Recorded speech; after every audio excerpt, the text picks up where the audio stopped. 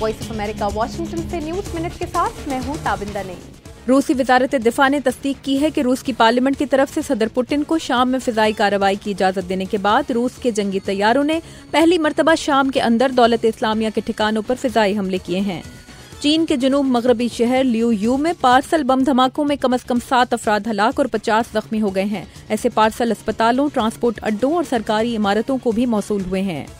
अफगान शहर कुंदूज को तालिबान कब्जे से छुड़ाने के लिए अमरीकी जंगी जहाजों ने फिजाई हमले किए हैं। मकामी आबादी के मुताबिक तालिबान जो पीर को कुंदूज पर काबिज हुए थे, अफगान फौजियों का रास्ता रोकने के लिए सड़कों के किनारे बम नस्ब कर रहे हैं। कुंदूज एयरपोर्ट पर कब्जे की लड़ाई भी जारी है।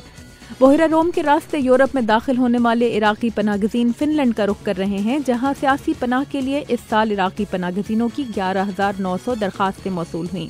सिर्फ सितंबर में 8,500 इराकी फिनलैंड पहुंचे हैं।